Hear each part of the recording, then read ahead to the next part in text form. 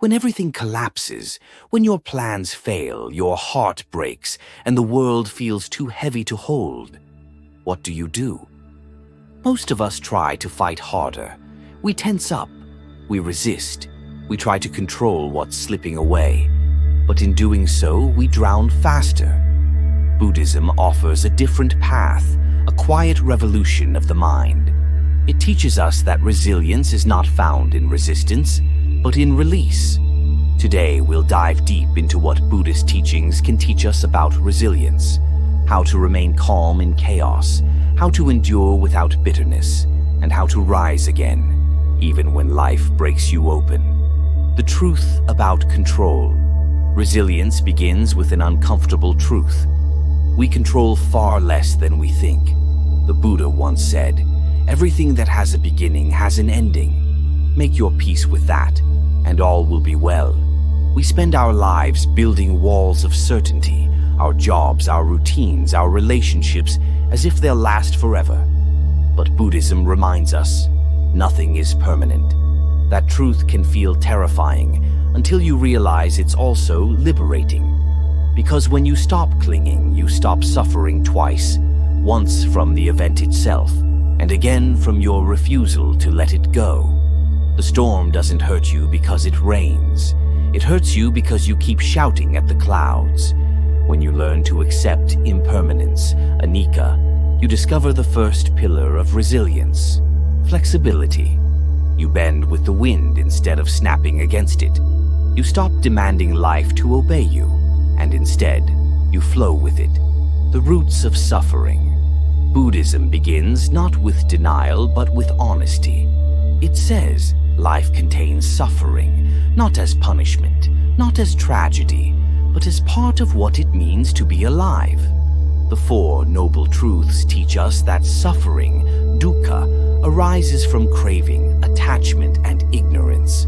In other words, we suffer not because pain exists, but because we refuse to let go of how we think life should be.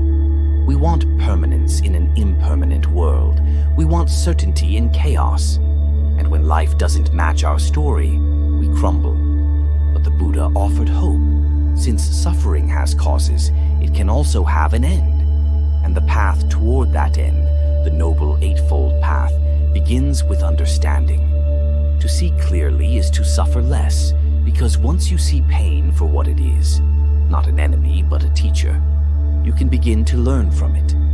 Resilience, then, isn't the absence of pain. It's the ability to transform pain into wisdom. The scar doesn't have to remind you of your wound. It can remind you of your healing. The still point in the storm. In the chaos of modern life, it's easy to confuse movement with progress. We think staying busy means we're surviving. But sometimes, resilience means stopping. The Buddha called this practice mindfulness, Sati. It's not about escaping reality, it's about seeing it. When your mind races, when emotions surge, stop and breathe. Inhale through the nose, exhale through the mouth. Notice what's happening without judgment. This isn't weakness, it's strength refined, because the one who can remain still in the middle of a storm can never truly be defeated. Mindfulness is like the eye of a hurricane, silent, centered, untouched, even as the world spins wildly around it. You don't control the storm, but you can control who you are within it. That's resilience, not avoidance, but awareness, not control, but calm. The middle way, balance over extremes. We live in a culture of extremes. Work harder, hustle more, push through the pain. Or the opposite, numb yourself, withdraw, avoid. The Buddha rejected both. He taught the middle way, a path of balance. After years of strict asceticism, starving and denying himself, the Buddha realized that enlightenment cannot grow from exhaustion. He accepted a simple bowl of rice and understood balance is the foundation of strength. Resilience is not about pushing endlessly. It's about knowing when to rest. It's not about being unshakable, but about regaining balance each time you fall. If you tighten a guitar string too much, it snaps. Leave it too loose and it won't play. The same is true for your life. Find the harmony between effort and ease. This is not just philosophy, it's survival. Because burnout is not resilience, balance is. Compassion, the hidden strength. The world tells us that to be strong, we must be hard. But Buddhism flips that idea upside down. It says the strongest hearts are the gentlest ones.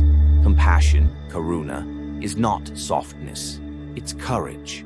It takes strength to stay kind when you've been hurt. It takes power to forgive when you've been wronged.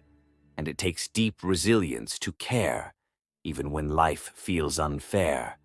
Because compassion isn't just for others, it's for yourself too.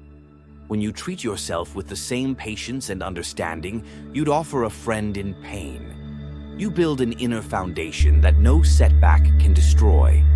So next time you fail, don't ask, "Why me?" Ask, "How can I be gentler with myself as I grow?" The resilient person doesn't armor their heart, they expand it, and that expansion makes them unbreakable. The power of letting go. If resilience had a single mantra, it would be this: let go. Detachment, or vairagya, doesn't mean indifference. It means loving without clinging. It means caring without controlling. Think of life like holding water in your palm. The tighter you squeeze, the faster it slips away. But if you hold it gently, you can feel its coolness, its presence, its beauty. The same is true for people, goals, and moments. Letting go doesn't mean you stop loving them. It means you stop demanding that they stay the same. And that's when peace finally finds room to enter. In Buddhist practice, monks create intricate sand mandalas for days, only to sweep them away when they're finished. It's a breathtaking ritual of impermanence, a reminder that beauty isn't in what lasts. It's in our ability to appreciate what is before it fades. Letting go is the final act of trust. Trust that life continues, that you will rebuild, and that every ending carries the seed of a new beginning. The modern application: resilience in today's world. Buddhist resilience isn't ancient mysticism, it's practical psychology. Here's how it looks in today's world.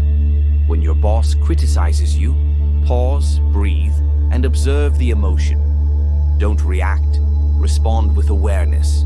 When someone ghosts you or betrays your trust, recognize the impermanence of people's actions. Their choices don't define your worth. When anxiety floods your mind, focus on your breath. Return to the now. This moment is always survivable. And when life feels heavy, remember the lotus. It grows only in muddy water. The mud isn't the enemy, it's the condition for growth. So whatever chaos you're in, see it as the soil from which your strength will bloom. Beyond survival, transforming pain into wisdom. True resilience doesn't stop at survival, it transforms suffering into understanding. In Buddhist practice, every difficulty is a mirror, reflecting the parts of ourselves that still seek control, still fear change. When you lose something you thought you couldn't live without, you discover what's truly essential. When you face failure, you uncover the ego's illusion of perfection. When you sit with pain instead of running from it, you uncover the depth of your own spirit. And that's when suffering becomes sacred. Not because it's pleasant, but because it awakens something indestructible inside you. The Buddha said, "No one saves us but ourselves. No one can, and no one may. We ourselves must walk the path. Resilience is that walk, one step at a time through darkness toward clarity." So what does Buddhism ultimately teach about resilience? That it's not about becoming harder, it's about becoming freer. To know that change is inevitable, to understand that pain can be wisdom, to realize that peace doesn't arrive when life gets easy. It arrives when you stop fighting life. So when the next storm comes, and it will, remember, you don't need to to outfight it. You only need to outlast it. Breathe, observe, let go, and rise again and again, like the lotus that blooms from the mud, because that is the Buddhist way of resilience. For more timeless wisdom, subscribe to continue your journey.